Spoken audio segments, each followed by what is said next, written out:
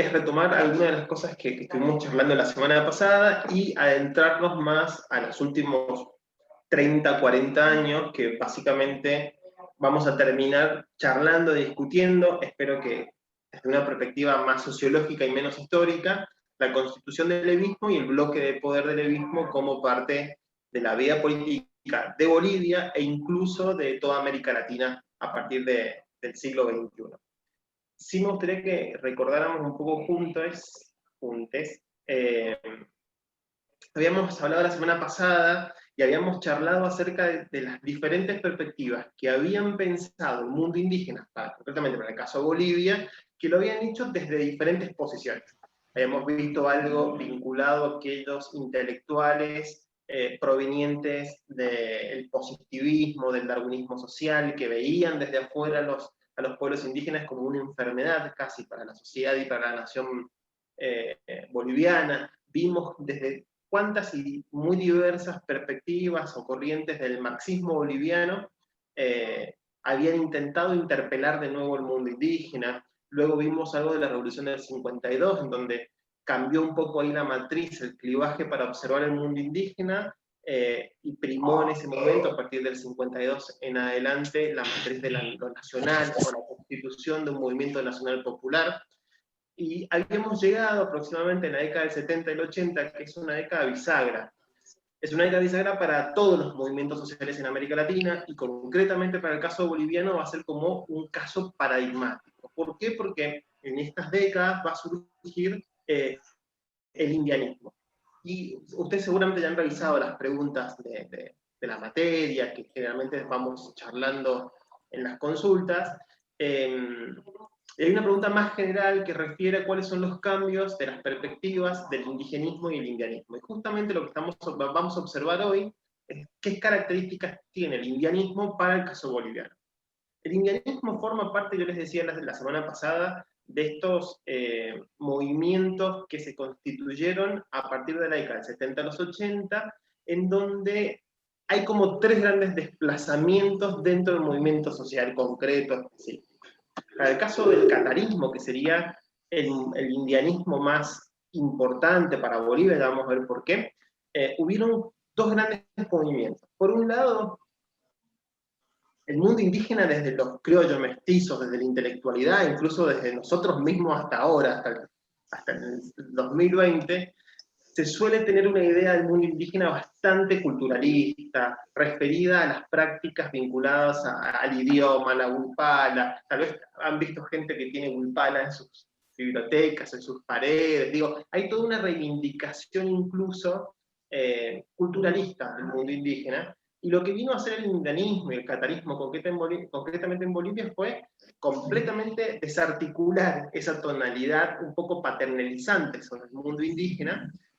Y el catarismo concretamente, como en realidad no nos interesa lo más importante acerca de nuestras posiciones dentro del campo del poder en Bolivia, no tienen que ver específicamente con nuestra cosmovisión y con nuestra relación con la tierra en términos generales, sino tienen que ver con nuestras prácticas de reivindicación anticolonialista.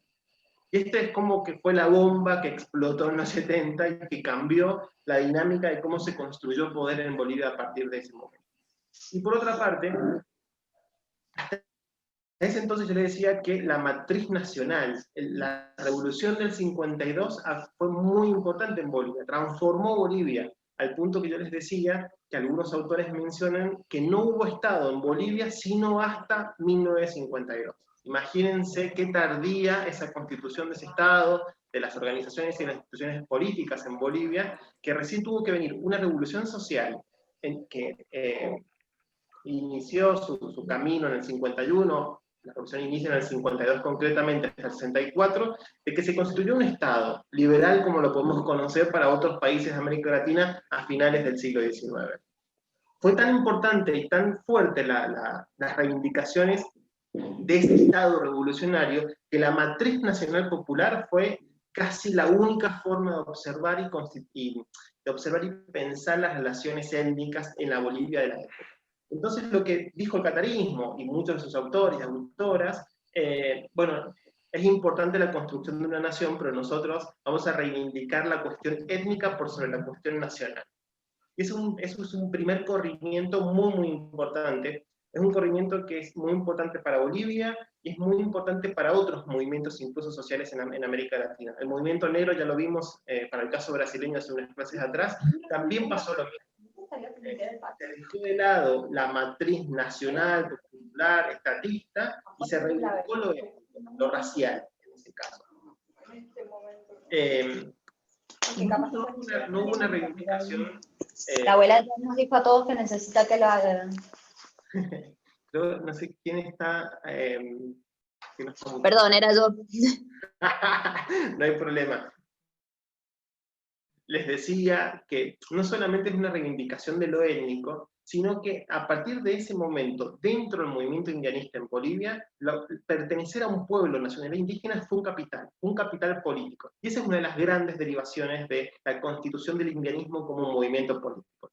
Si pensamos en términos generales, y lo que hemos visto durante toda esta materia incluso, los pueblos subalternos en América Latina en general han sido completamente explotados, dominados, excluidos, poco representados en las esferas públicas. E incluso eso permitió profundizar ciertas interpretaciones de la sociedad boliviana, en lo cual ser indígena era casi, reconocerse como indígena era bastante complicado y difícil. A partir de los 70, los 80, en Bolivia eso cambió. Por lo menos en esos movimientos, dentro del movimiento indianista, ser indio fue considerado un valor tan importante que les va a permitir acumular capital político para iniciar un proceso de transformación. ¿Qué les decía? Maxi. Sí. Sí, en relación a eso simplemente quería comentar respecto de que esta idea del capital étnico como un capital político sumamente importante, que después lo vamos a ir viendo a qué lugar ocupa esto su delantelevismo, ¿no?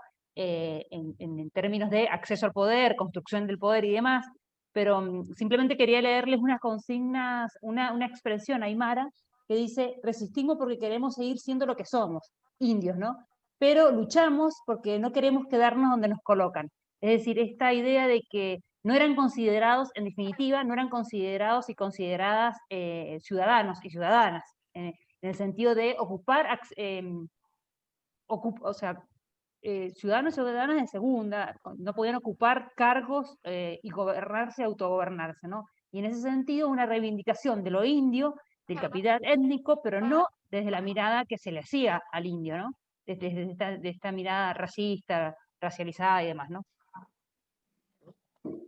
Sí, totalmente. Y esto fue posible en ese periodo, en los 70 y los 80, o sea, la constitución del indianismo se debió a partir de algunas articulaciones que sociológicamente son muy interesantes para pensar el siglo XX, que incluso se dio también en otros países de América Latina y con otros pueblos subalternos. Para el caso más concreto, para el caso concreto de Bolivia, la Revolución Nacional Popular del 52 permitió un proceso de desruralización de Bolivia. Nosotros habíamos hablado previamente que incluso Bolivia era 78% rural, creo en la década del 30, de 1930. Ya para este periodo ese porcentaje va a ir disminuyendo un montón y va a permitir incluso que muchos indígenas comiencen a vivir en las ciudades. Principalmente en La Paz, en el Alto, pero bueno, en varias de las ciudades más importantes de Bolivia comenzó a haber como un tránsito desde lo rural hacia lo urbano. Por lo tanto, esa mirada del indígena con su chacra, con su tierra, con su comunidad, comienza a resquebrajarse por una mirada de un indio más moderno, que incluso tiene tractores, tenía celulares, televisión. Bueno, comienza a tener a desvincularse esa mirada romántica del indio en su tierra para complejizarla un poco más. Y esto se complica un poco más en términos sociológicos porque incluso estas mismas generaciones de indígenas dentro de las ciudades comenzaron a alfabetizarse. Ya no hablaban solamente aymara o quechua o las otras lenguas indígenas, sino que además comenzaron a hablar mucho español, comenzaron a hablar español al punto que comenzaron a ir a la escuela primaria, a la escuela secundaria, muchos y muchas de ellos entraron dentro de la universidad, se recibieron. Entonces el cambio cultural fue muy importante, fue casi estructurante en el sentido de que se dieron a sí mismos sus propios líderes, sus propios cuadros técnicos. Cuestión que hasta ese momento no había sucedido de manera tan nacional o con ese nivel tan horizontal. Nosotros habíamos hablado la clase pasada que en general el movimiento indigenista, en términos muy generales, se caracteriza por la exterioridad de los líderes, de los pensadores y pensadoras sobre el mundo indígena. En este caso, este proceso casi más constitutivo de las sociedades latinoamericanas de la década del 70 al 80 va a permitir que indígenas universitarios, indígenas con estudios secundarios, que hablaban varias lenguas a la vez, constituyeran sus propias organizaciones lideradas por ellos mismos. Ese ascenso social, de alguna manera, es como una consecuencia de la Revolución del 52, eso está claro, pero a diferencia de la Revolución del 52, el movimiento indianista del 70 va a quitar la clave nacional popular y la va a transformar por una clave étnico racializada, si se quiere. Incluso todo ese relato bastante importante en toda América Latina del siglo XX vinculado al mestizaje, va a comenzar a ser muy debatido por estos intelectuales indígenas. Estos mismos intelectuales indígenas son los primeros que comienzan a decir, bueno, la idea de mestizaje invisibiliza las diferencias, invisibiliza las desigualdades, ya sea que sea un mestizaje propuesto y estructurado por el Estado o por organizaciones de la sociedad civil. Cualquiera fuera el caso, lo que hacen estas prácticas de mestizaje es invisibilizar, unificar la diversidad étnico-cultural en una sola categoría. Ustedes para el laboratorio tienen que leer 2 o 3 tesis nada más vinculadas a estas, hay muchísimas, son muy, muy interesantes, son muy ricas sociológicamente. Una de las que tienen que leer es la tesis india de 1971 y del manifiesto del Tiwanaku de 1973, de este intelectual indígena que de alguna manera es como el padre del catarismo, no es el único intelectual indígena, pero es casi el padre del catarismo, el padre del indianismo en Bolivia, que se llama Fausto Reinaga. Fausto Reinaga va a tener justamente, tiene la trayectoria social que casi les comenté recién. Pudo ir a la escuela con la Revolución del 52, luego comenzó a tener diferentes trabajos, comenzó a dar clases, era periodista, tuvo una trayectoria intelectual y académica que le permitió incluso hacer ese tipo de reflexiones. Que ya mañana vamos a charlar en mayor profundidad cuando ustedes tengan que hacer la presentación del laboratorio número 5. Yo acá simplemente les he puesto una frasecita, como recién es muy significativa la que leyó la PAO, Fausto Reinaga también en la tesis india dice, un pueblo que oprime a otro pueblo no puede ser libre. Ya comienza a haber incluso una potenciación, una radicalización de la política por fuera de los límites del Estado. Y básicamente eso es lo que permite que estos movimientos sociales se transformen en actores, en agentes políticos muy importantes de finales del siglo XX y claramente durante todo el siglo XXI. Vamos a avanzar, si no, no vamos a terminar.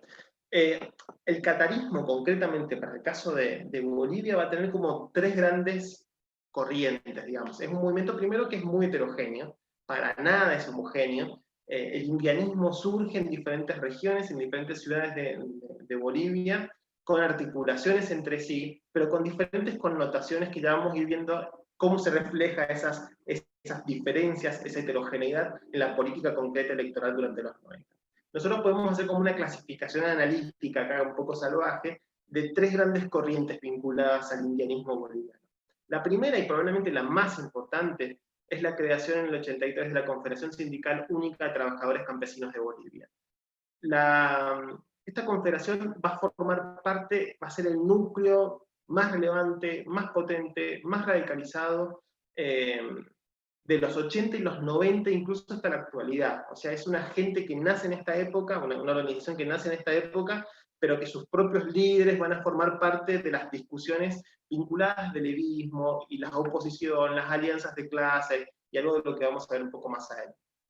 Otra de las grandes corrientes del indianismo boliviano es la más política partidaria, que asumió, si se quiere, una mirada, una constitución más de partido, movimiento de izquierda, muy radicalizado, guerrillero, y acá tenemos 2, el movimiento independiente Tupac Katari y el movimiento revolucionario Tupac Katari, que es donde se desprende el ejército revolucionario Tupac Katari, donde militó Álvaro García Linera, quien fue el vicepresidente de Evo Morales, pero antes de ser el vicepresidente de Evo Morales, era uno de los intelectuales sociólogos intelectuales más importantes de Bolivia.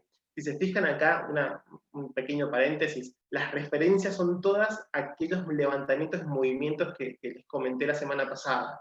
el levantamiento anticolonial de finales del siglo XVIII, de Tupac Amaru II y Tupac Katari, esa memoria larga, digo, el indianismo está rescatando esa memoria larga de reivindicaciones, de luchas anticoloniales, de aquellos levantamientos finales del siglo XIX, de finales del siglo XVIII, perdón, y que incluso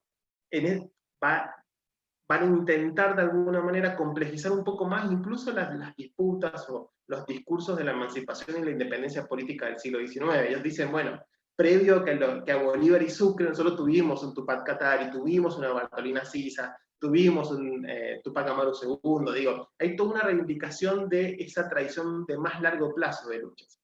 Y eso se ve reflejado incluso en los nombres de estas organizaciones. Y hay una tercera corriente, también bastante importante, pero es un poco más académica, que justamente es la que va a llevar adelante el proceso de construcción de ciertos sentidos, de ciertas narrativas en textos académicos, que son los que podemos leer en la actualidad incluso, que son muy, muy interesantes. Entre ellos está el caso del taller de historia oral andina, seguramente lo han escuchado, probablemente hayan escuchado una de sus principales referentes, que es Silvia Rivera Cusicanqui. Nace el taller de historia oral andina en esta época, intentando rescatar justamente esas memorias orales de lucha del movimiento indígena. Silvia Rivera Cusicanqui tiene un libro publicado en el 84 que se llama Oprimidos pero no vencidos. Es casi una historia sociológica del movimiento aymara en Bolivia durante todo el siglo XX. Muy, muy interesante. Después vamos a ver algo sobre Silvia Rivera y su disputa contra Evo Morales, García Linera, porque es bien interesante, un poco más adelante cuando lleguemos al siglo XXI. Bien, yo les decía que el indianismo y sus organizaciones son muy diferentes, pero de alguna manera, para que tengamos como un mapeo de cómo eso se constituyó en términos políticos, en términos organizativos, les voy a sintetizar como los 4 grandes organizaciones que podemos identificar hasta el día de hoy dentro de las grandes organizaciones del indianismo. La primera, se los dije, es la Confederación Sindical Única de Trabajadores Campesinos de Bolivia. Surge básicamente dentro del sindicalismo campesino, indígena campesino, en el trópico de Cochabamba. Tiene un discurso indianista muy, muy fuerte, pero su práctica organizativa es una práctica sindical. Es la práctica sindical que aprendieron de la Revolución del 52, aplicada ahora a la organización y la comunidad indígena.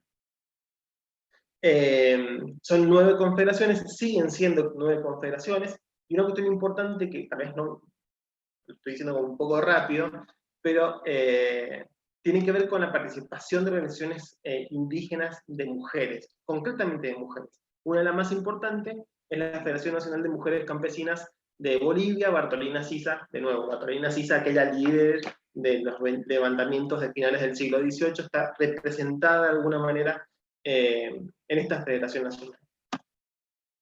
Hay otro movimiento que se llama CONAMAC, probablemente lo hayan escuchado en algún reporte o alguna crónica.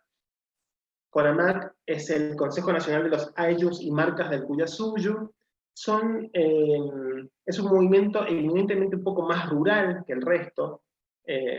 Surge en el 97, pero tiene antecedentes desde la década del 80, y básicamente va a tener una posición muy comunal, indígena, casi incaica, en términos reorganizativos. Por lo tanto, va a ser una organización que va a estar bastante en debate o bastante en discusión con las formas sindicales comunales más de mediados del siglo XX.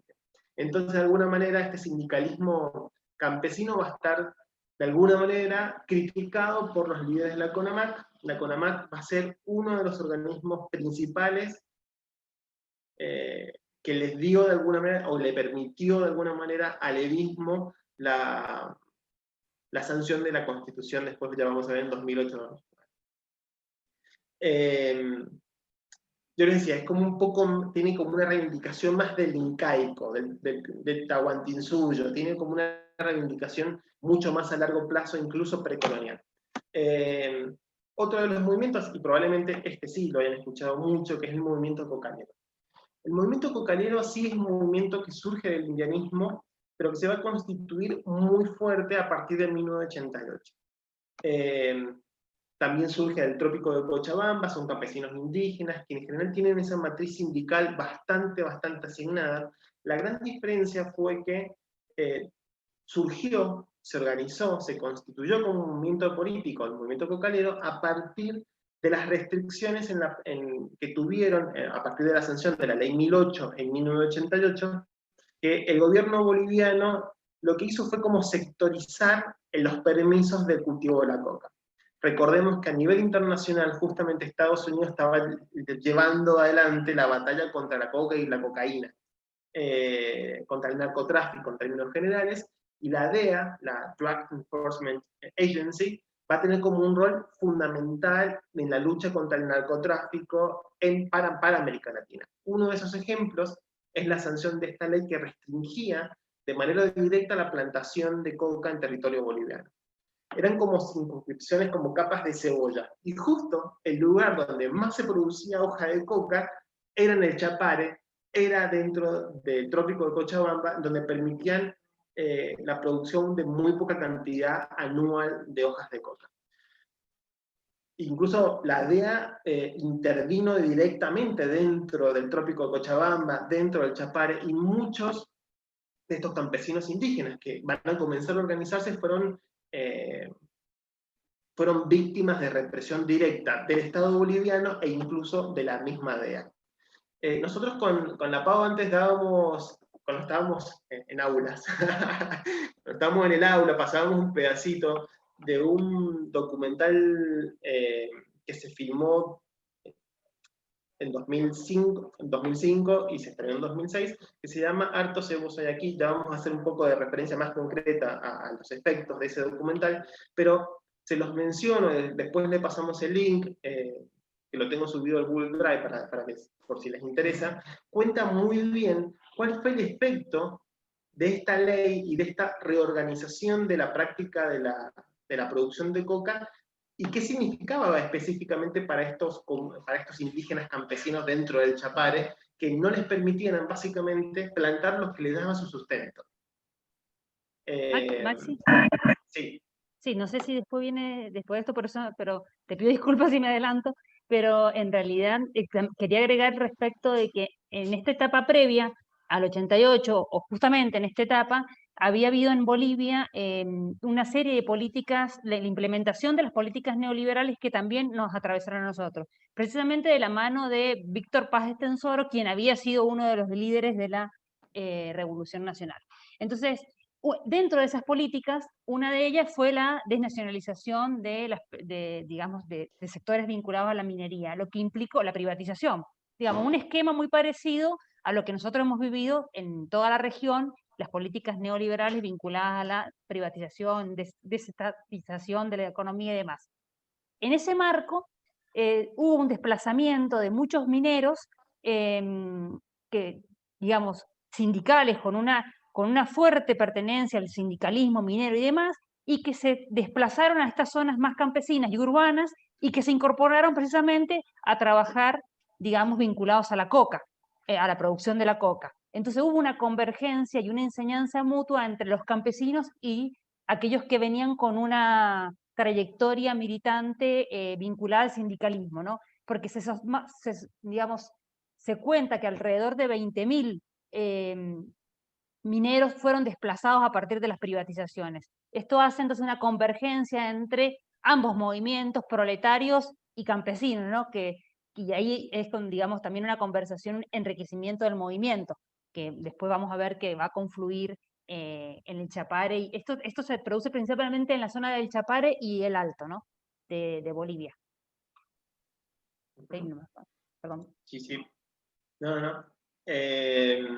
Bien, y digo, la restricción a la producción de coca en Chapare, en diferentes sindicatos incluso en ese periodo, va a ser como la gota que rebalsó el vaso, y va a ser lo que les permitió luego a diferentes comunidades, a diferentes organizaciones, fundar federaciones de indígenas campesinos e incluso comenzar la composición de un movimiento político que va a ser justamente este movimiento político el que va a llevar adelante Evo Morales en la década del 90, y va a ser el primer incluso fue diputado en 1996 por la Ley de Participación Popular y Municipalización.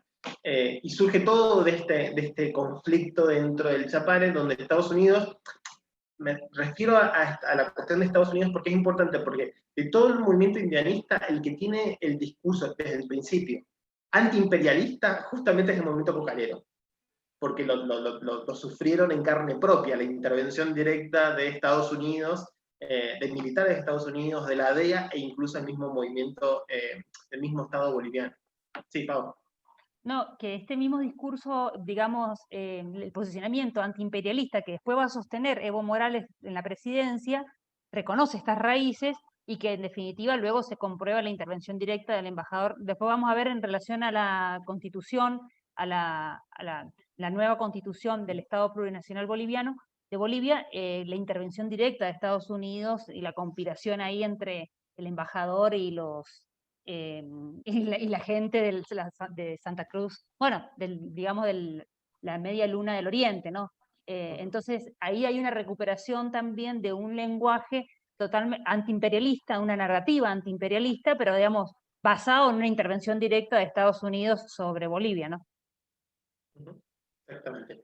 E incluso todas estas características del movimiento cocalero les va a permitir incluso generar cierto sistema de alianzas durante los 90 y los 2000 que otras ramas más radicalizadas, más indianistas, más telúricas del mismo indianismo, no van a lograr. Ya vamos a ver un poco de esas disputas.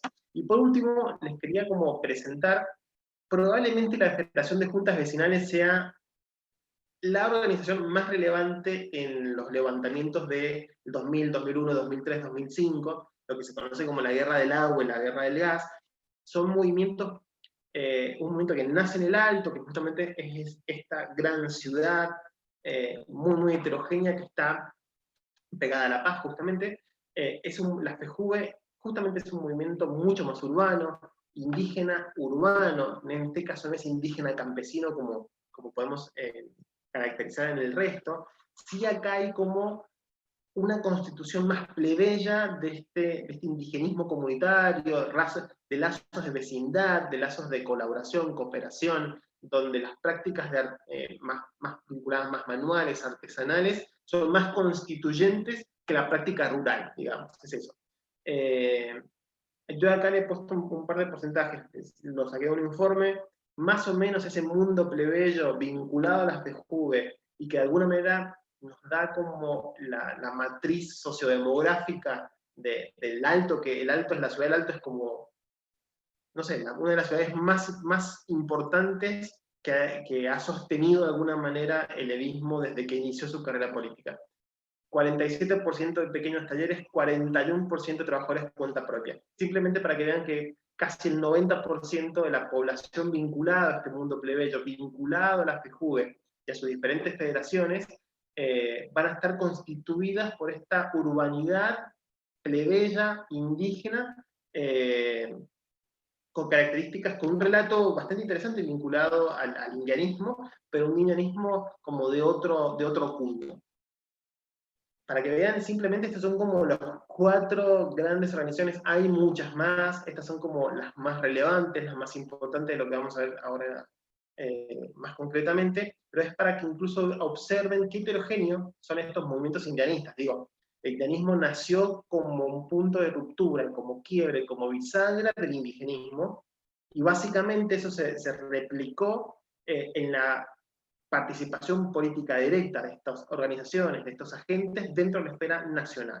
Lo que antes eran pedidos, levantamientos, emancipaciones más locales, más regionales, más concretas, a partir de los 80, los 90, esto van a ser cuestión de agenda pública. Y lo mismo va a pasar con muchos otros movimientos sociales en toda América Latina. Es lo que hablamos la semana pasada, con las dictaduras, la aplicación del neoliberalismo, la liberación de los mercados, la intervención del capitalismo financiero, el nuevo cambio de transformación del patrón de acumulación de poder, de acumulación de capital del capitalismo, todos procesos que de alguna manera restringen el rol del Estado, hay como una expansión del campo de los movimientos sociales cuando hay un proceso de retracción del Estado. Justamente se da, y esto es lo que estamos observando con esta gran heterogeneidad de organizaciones indianistas en Bolivia. concretamente a nosotros como nos interesa un poco más observar cómo se constituyó el bloque del poder del levismo. Por suerte, somos observantes participantes casi vía internet y vía televisión de todos estos procesos, que probablemente ya los conozcamos bastante bien. Los vamos a repasar un poco para tener como una mirada, alguna reflexión un poco más sociológica. Yo les decía de alguna manera que justamente el movimiento cocalero va a tener como una tradición más basada en el sindicalismo, en ese sindicalismo tradicional del movimiento del 52, que le va a permitir de alguna manera justamente conjugar dos elementos casi fundantes de la política de los 90 en Bolivia: la matriz sindical y el discurso étnico. Se va a hacer como un sindicalismo indianista, y justamente esta caracterización es lo que le va a permitir generar alianzas durante los 90 y los 2000 que otros organismos, que otros actores y líderes del indianismo no van a lograr, porque justamente, imagínense, una sociedad boliviana completamente colonizada en términos generales. El mundo indígena era completamente invisibilizado, casi mala palabra. Cuando comienzan a emerger todos estos agentes, todos estos líderes, el nivel de fricción, el nivel de lucha, el nivel de grieta presente en esas discusiones son impresionantes. Hay mucho archivo documental acerca de los 90, si les interesa después se los podemos pasar, porque es muy importante cómo se observa esa grita terrible, ese racismo estructural de la sociedad boliviana, que ve que justamente en este periodo, final de los 80 y los primeros años de los 90, estos indios le vienen a copar sus lugares de privilegio. Sí, Maxi, Pau. no, sí, en relación a eso, simplemente también quería comentar que una cita que la voy a leer porque es textual, de Miss Bolivia, pero no es Miss Bolivia la que conocemos nosotros, no la Miss Bolivia argentina, sino Miss Bolivia, la candidata a Miss Bolivia, a Miss Universo, supongo, Miss Mundo, del 2004, que digamos, que es previo al triunfo de Evo Morales, ¿no? Precisamente ella es nacida en Santa Cruz de la Sierra. Fíjense esta frase, que la voy a leer porque es larga, pero dice: desafortunadamente la gente que no conoce mucho Bolivia piensa que todos somos indios del oeste del país. Es La Paz la imagen que refleja eso. Esa gente pobre y gente de baja estatura y gente india. Yo soy del otro lado del país, del lado este, que no es frío, que es muy caliente. Nosotros somos altos y somos gente blanca y sabemos inglés. Y ese concepto erróneo de Bolivia, que Bolivia es un país andino, está equivocado. O sea, fíjense que acá hay como una... Sí. Nos va a cortar en un minuto, Pau. No, ahí terminaba la cita, pero digamos, esto lo dice en una entrevista, lo dice en Quito, en Ecuador. Ella dice esa frase, marcando básicamente que ella no pertenece al mundo indígena, y que esta identificación de Bolivia con un mundo indígena, digamos, con un país de indios, es totalmente errónea, ¿no? Porque para ella hay una Bolivia blanca y una Bolivia india, ¿no? Y que en definitiva la representación que ella quiere dar y que quieren dar quienes pertenecen a toda esta zona del Oriente es básicamente la Bolivia blanca. ¿Quieren que nos pasemos